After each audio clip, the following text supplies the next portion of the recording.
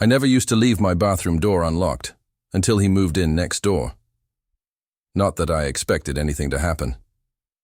I just started feeling safe somehow, knowing he was on the other side of the wall, like the sound of his laugh drifting. Through the open window while he worked on his motorcycle in the driveway was enough to keep all the heaviness inside me at bay. I hadn't really noticed how quiet my life had been until his showed up, unapologetically loud and alive. His name was Chase. Not the kind of guy you'd expect to live next to someone like me. Quiet, a bit of a homebody, someone who still alphabetized. His spice rack out of boredom. He wore tank tops even in winter, had a grin that made people forget what they were talking about, and seemed to know everyone in the neighborhood within the first week of moving in. I, on the other hand, had been here for 3 years, and still dodged small talk in the hallway like it was a competitive sport. But somehow, Chase got past that. It started with a busted water pipe. He knocked on my door in a soaked shirt, asking if he could borrow a wrench and maybe my phone because his had slipped right into the stream of chaos. I gave him both, but more than that, I gave him coffee, a towel, a chair to sit in while he waited for the plumber. And I gave him conversation, something I rarely gave anyone. Since then, it became routine. He'd swing by after his morning runs just to say hi, or knock on my door holding an extra bag of takeout because it's no fun eating pad thai alone, man. His energy was infectious, and it chipped away at my usual reserve before I even realized it. I found myself looking for him through my blinds, listening for the thud of his boots outside, smiling when I heard his music through the walls. I kept telling myself we were just neighbors. Friends, maybe. I mean, Chase was the kind of guy who flirted with bartenders and always had stories about girls he met at the beach. And I wasn't the type to assume, especially not with someone like him.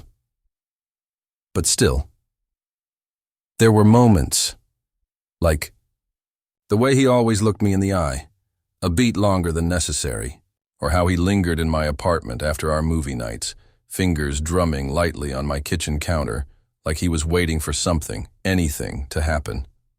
Once, when I'd tripped over a cable and he'd reached out to steady me, his hand gripped my waist a little too long. I'd felt the heat of it for hours. And now we were supposed to spend the weekend together. His shower was still out of order from the busted pipes, and instead of staying in a hotel or crashing, with one of his many friends, he just grinned at me over a burrito and said, "Dude, why pay for hot water when yours works just fine?" So here we were. Shared walls weren't enough, apparently. He was crashing in my apartment for 2 nights, tops, while his plumber figured things out. I'd told myself it was no big deal. I'd even agreed with a laugh. But now, with his duffel bag sitting by my couch and his scent already lingering in the hallway, I wasn't so sure. Tonight he was out getting snacks, his idea, of course. I'd opted for a long shower to try and calm the nerves I didn't want to admit I had. But the longer I stood under the spray, the more aware I became of everything. The echo of my breath in the steamy air, the thudding of my heart, and the memory of Chase's voice echoing in my kitchen earlier. "You always this shy, or is it just with me?" he'd asked, eyes glinting with something unreadable. And now, as the water pelted my back and I closed my eyes, I thought about that question again. I didn't hear the front door creak open. Didn't hear his footsteps in the hall. Not until the bathroom door pushed open, and everything changed. "Dude, I didn't know you sang in the shower." Chase's voice was amused, low, too casual for the way my heart jumped. He stood in the bathroom doorway, fully clothed, thank God, with a bag of chips in one hand and a raised eyebrow. I yanked, the towel around my waist, cheeks burning under the steam. "Jesus, Chase, ever heard of knocking?" He held up his hands like I'd accused him of murder. "Door was cracked. Thought you were done. My bad." He didn't leave right away. Just stood there a second too long, eyes flickering down my chest before he caught himself and looked away with a smirk. Good vocals, though. A little moody, but solid. I should have been mad, embarrassed. I was both, but also flustered. And not just because he'd walked in. It was the way he smiled like we were already in on the same joke. The way he didn't apologize too hard. Like maybe part of him wanted to see what I looked like behind the curtain. That was Chase. Always towing the line. Always comfortable. He finally backed out, letting the door fall mostly closed behind him. "I got chips and some of those dumb sparkling waters you like," he called from the kitchen. "Oh, and frozen pizzas." By the time I walked out in dry clothes, he was sprawled on my couch like it belonged to him, one ankle resting over his knee, flipping through a movie menu like we'd done this 100 times. Truth was, we kinda had. Our friendship had grown fast, even if I never meant it to. At first it was just help with repairs, a shared drink on the front steps, then game nights, takeout, me offering to drive him to pick up his tools from a buddy's place across town, him dragging me to a local trivia night just because he didn't want to go alone. He was easy to be around, disarmingly so. His stories were chaotic and full of laughter, his moods open and sunny like windows in spring. He'd tell me about dumb arguments with his ex-girlfriends or the weird customers at his garage job. I rarely spoke about myself, but he never made me feel weird for it. He'd just ask questions, curious in that way that made you want to answer. And he listened. Really listened. Once I mentioned offhand that I liked lemon in my tea. A week later, he showed up with a whole bag from the farmer's market like it was nothing. I told him once I used to draw as a kid, and next time he found a set of cheap sketch pencils at a thrift store. He bought them, just in case. He always said stuff like, "Don't overthink it, man." But sometimes, it felt like he thought about everything. "Movie or video games?" he asked now, not looking up. As I sat beside him, "Movie," I said, trying to sound normal.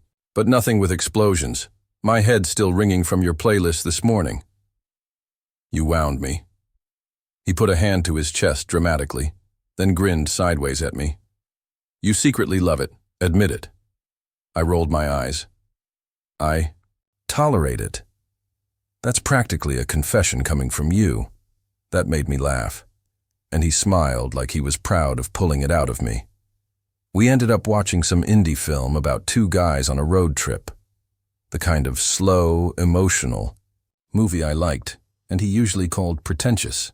But tonight, he didn't complain. Just sat with one arm slung over the back of the couch, munching chips and occasionally glancing at me when he thought I wasn't looking.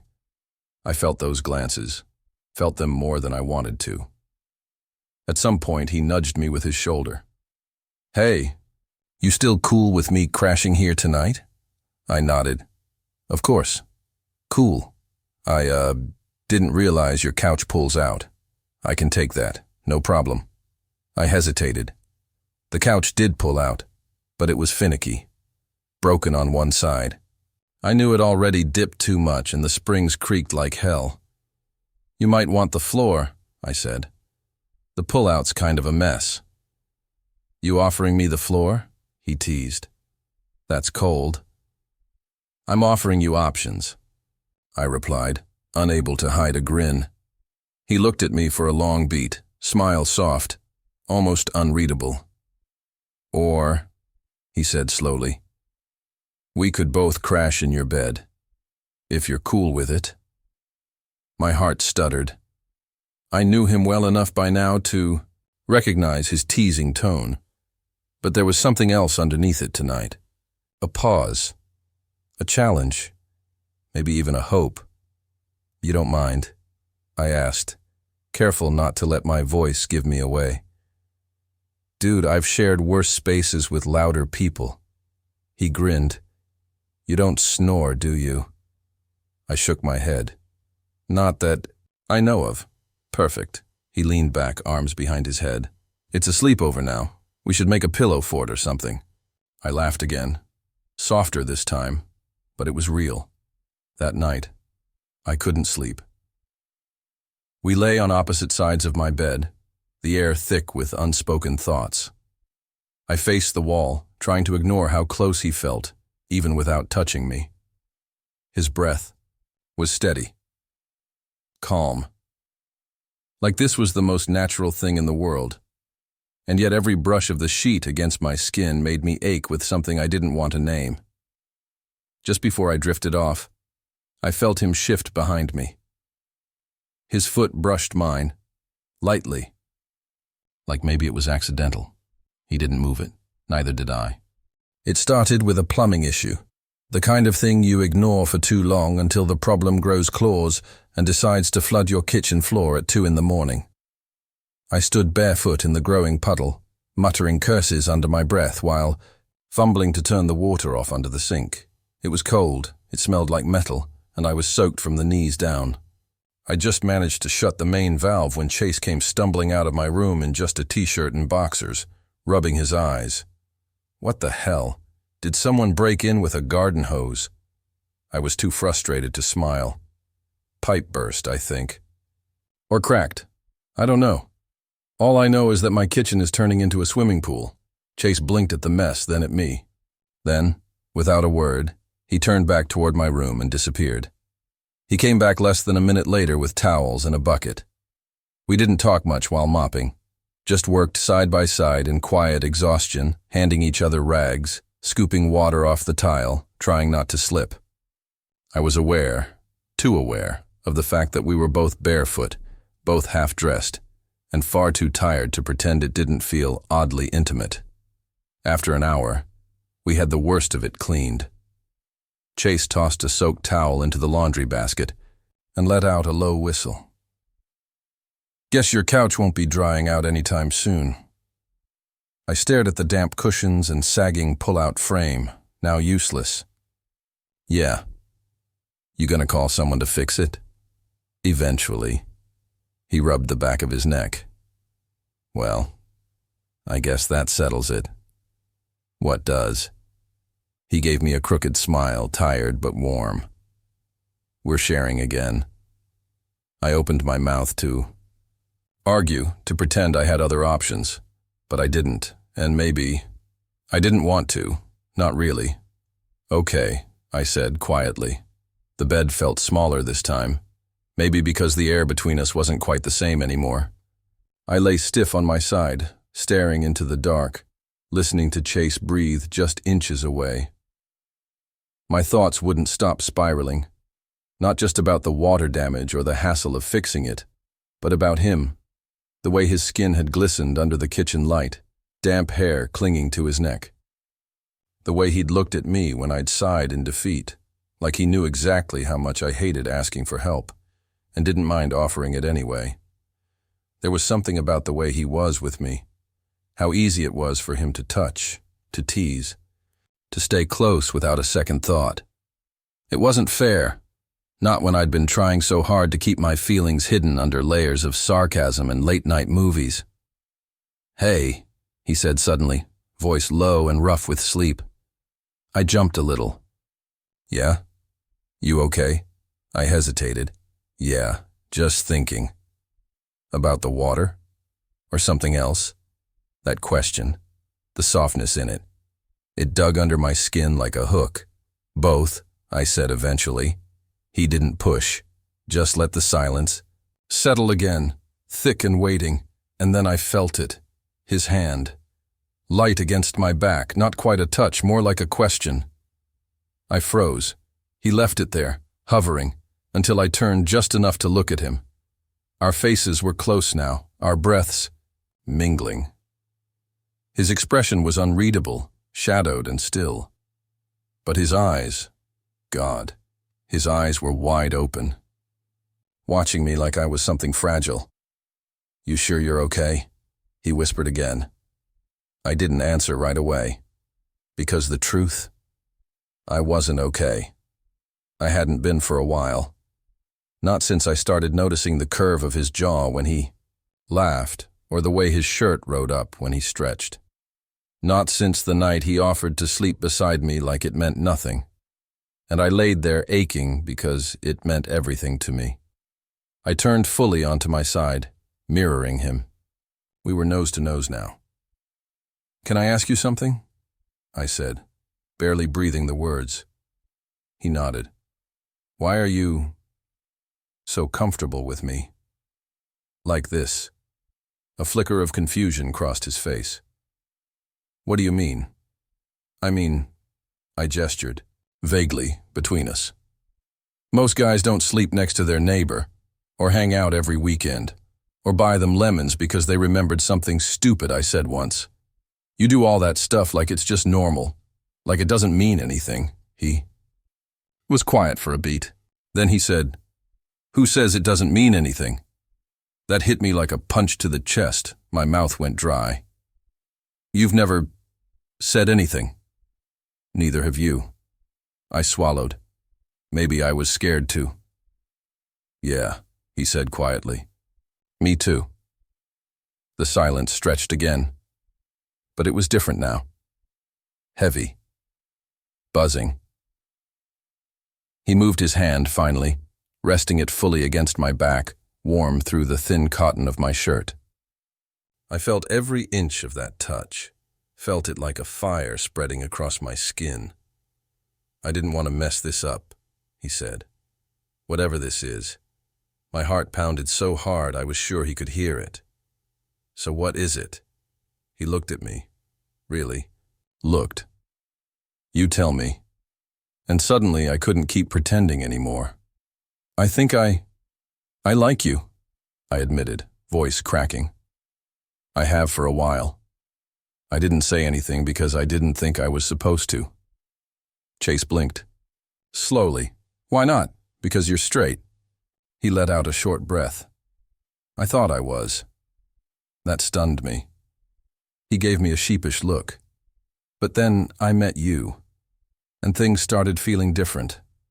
I told myself it was just a good friendship, but I've never felt this way about a friend before, especially not when they sing badly in the shower. Despite everything, I laughed. It came out a little choked. Chase smiled, softer now. I like you too. More than I should, probably. And I don't really know what that means yet, but I want to figure it out. My chest felt like it might split open. And then, so carefully, he leaned forward, just enough that our foreheads touched. His thumb grazed my arm. Barely there, but it was enough to make me shiver. I'm not rushing anything, he said. But if you ever want more than just sleeping side by side, I'd be okay with that. I nodded, heart pounding against his. Me too. The morning after we almost said everything, things felt suspended, like the air between us had thickened, held in a breath that neither of us was brave enough to exhale. Chase made coffee like usual, but when he handed me my mug, our fingers brushed for a second longer than they needed to. He looked at me, but didn't say anything.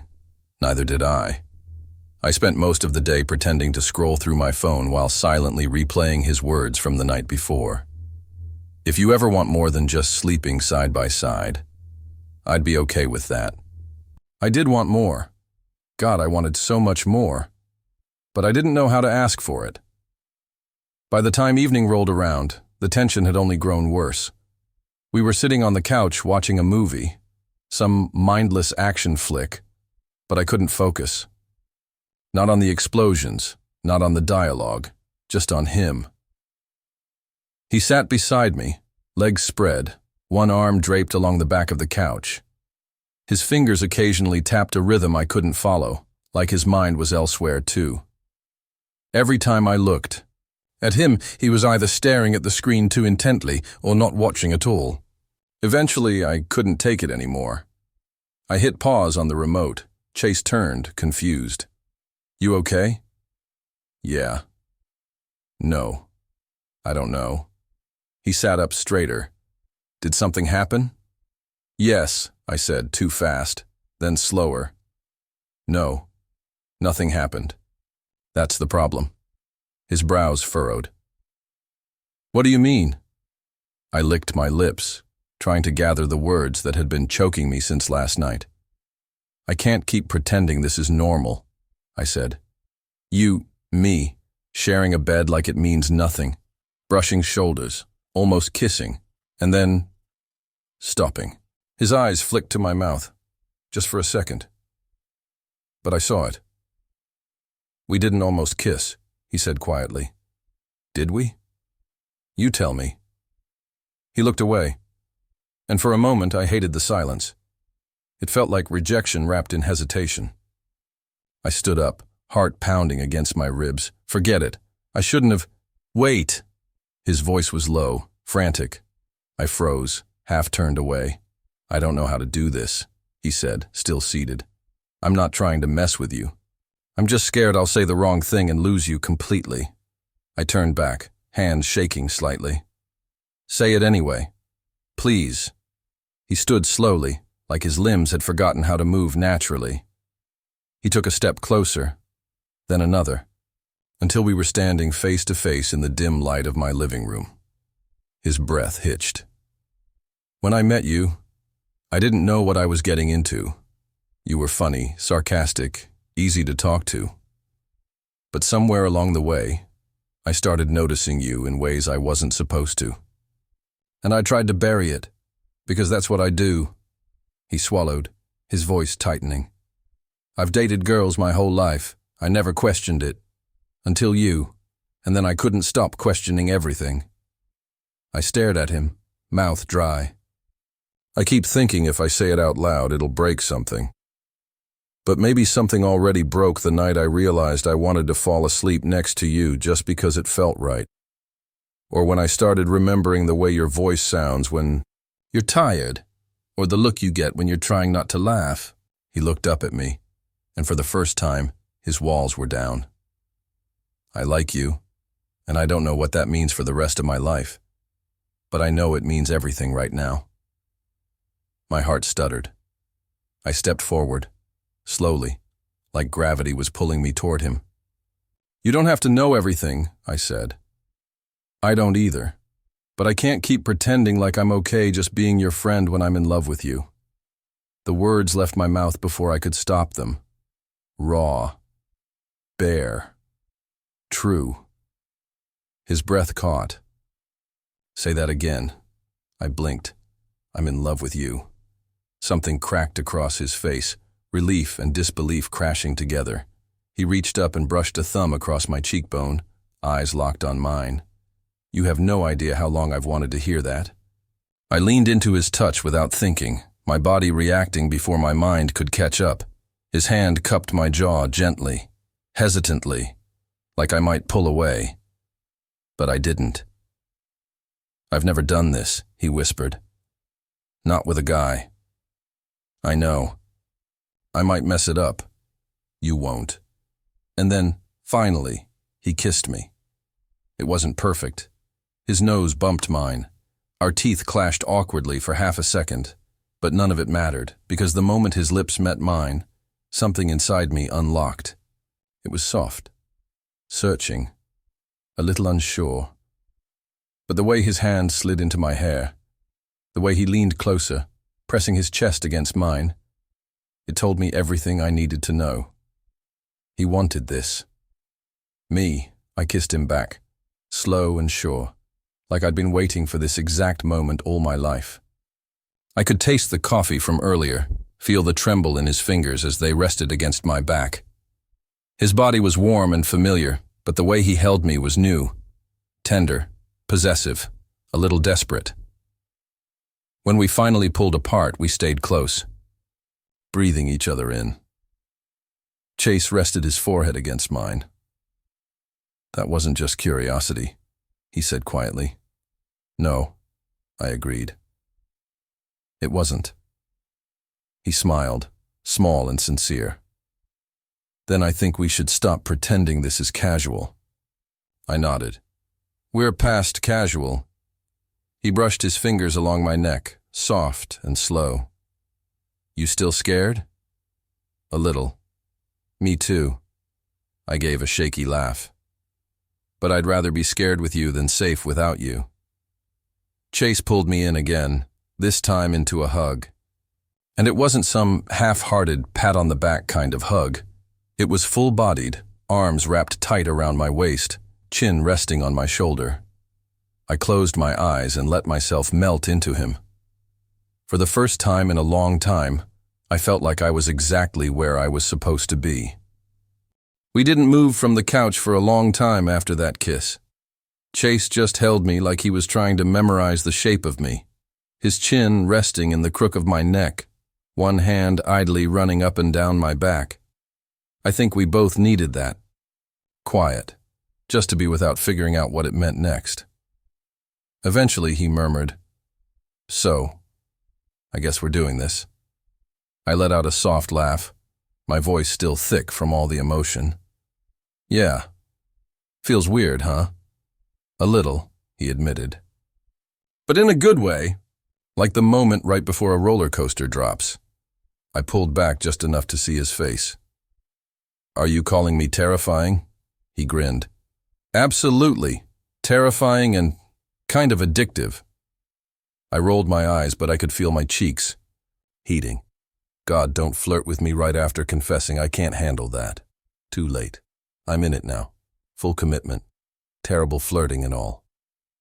We both laughed, and something in the room softened, like the air had finally exhaled. Chase stretched out on the couch and tugged me down beside him, casually draping his arm around my shoulder like it was the most natural thing in the world. It should have felt strange, but it didn't. His body was warm against mine, familiar and new all at once. And now I didn't have to pretend I wasn't clinging to the way it felt. "I was afraid this would ruin us," I said quietly. "After a while?" He turned his head. "You mean what we have?" I nodded.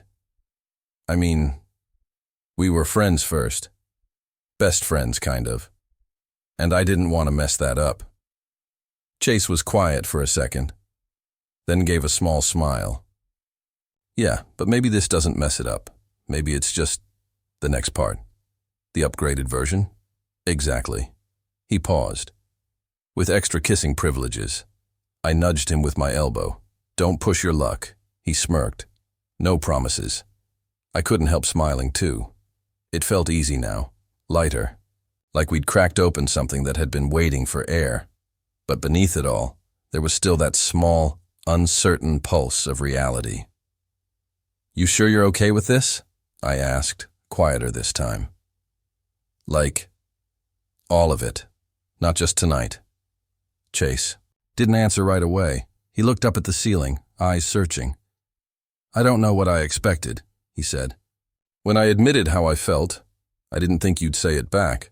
But now that you have, I don't want to go back to pretending, even if it's complicated." I let out a slow breath. "It might get messy." "I know." He turned to look at me. "But so is literally every relationship I've ever had. The difference is, none of them ever felt like this." His gaze softened. "With you, I want to try." My chest swelled, something tender blooming inside me. I rested my head against his shoulder. "I want to try too." We stayed like that, wrapped up in each other and the newness of everything. It wasn't perfect. We didn't have all the answers. But we had this moment, this honesty, this pull between us that had been waiting to come alive. Eventually, Chase yawned and said, "So are we still sharing the bed tonight? Because now I don't trust myself not to turn into a full-on cuddle menace." I laughed into his chest. "You were already a cuddle menace before. Now you just have permission." He made a pleased sound. Finally, we got up, brushing our teeth side by side like we'd done 100 times before. But this time it was different, because every glance in the mirror, every bump of our shoulders, held something more. Back in the room, we slid under the covers, like always. But now, there was no careful distance, no unspoken line we had to pretend wasn't there. I turned to him, and he pulled me in without hesitation, like we'd been doing this forever in another version of the world. Lying there in the dark, our legs tangled, I whispered, "You really okay with this being real?" He kissed my forehead. I want it to be. I smiled against his chest. Then I guess we just take it one day at a time? Exactly, he said. We'll figure it out. And in the quiet that followed, with his heartbeat steady beneath my ear and his fingers threading through mine, I finally let myself believe that maybe, just maybe, this was the beginning of something good, something real, something ours. The next morning, sunlight spilled through the thin curtains, casting soft patterns across the floor. I woke up before Chase did, his arms still wrapped around my waist, his breath warm against the back of my neck. For a moment, I didn't move. I just lay there, letting it sink in. This wasn't a dream. His body curled around mine, the press of his chest against my back, the weight of his leg thrown over mine. It was all real. And somehow, it didn't feel strange. It felt like I'd come home to something I didn't even know I was missing. Chase stirred, groaning softly as he nuzzled closer. "Morning," he murmured, voice husky with sleep. "Morning." He didn't open his eyes yet, but a lazy smile tugged at his lips. "Are you staring at me?"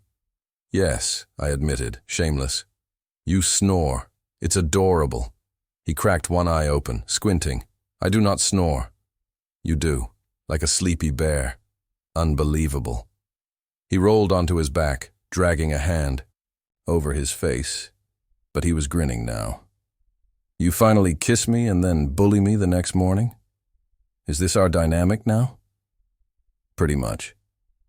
I turned toward him and traced the shape of his jaw with my finger. "But only because you look really good when you're annoyed." He caught my hand before I could pull it away and laced our fingers together. Just like that. Simple. Instinctive. Like it belonged there. The silence that followed was easy. Warm.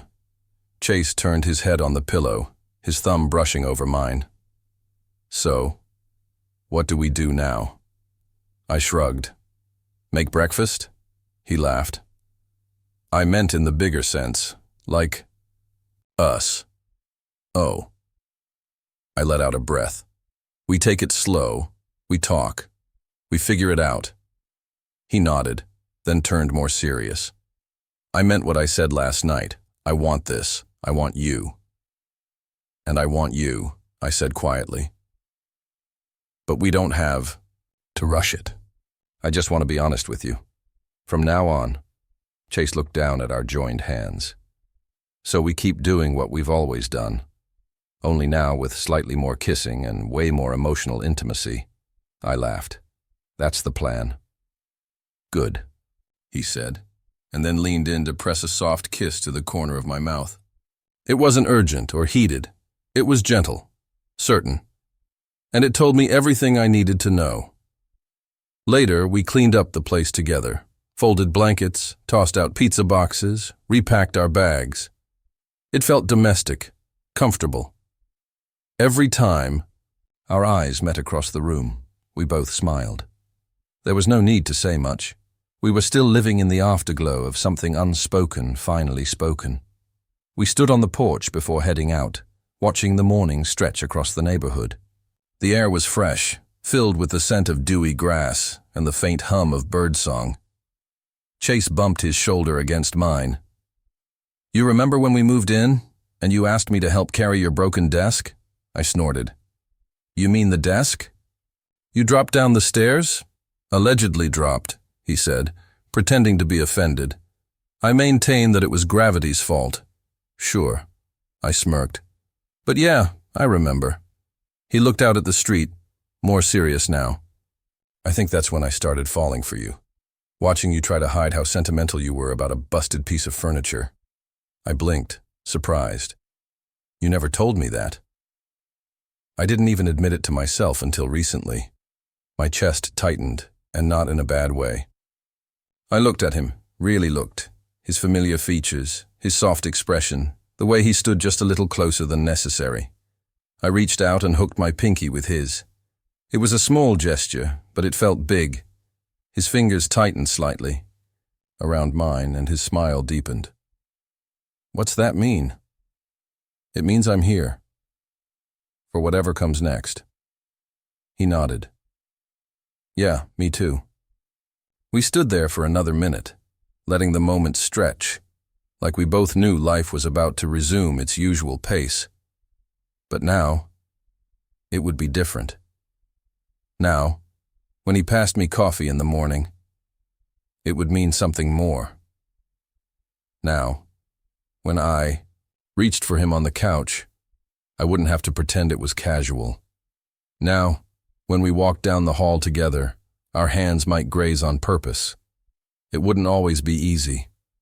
I knew that, but for the first time, I wasn't afraid. This wasn't the end of something. It was the beginning, and I couldn't wait to see where it would take us.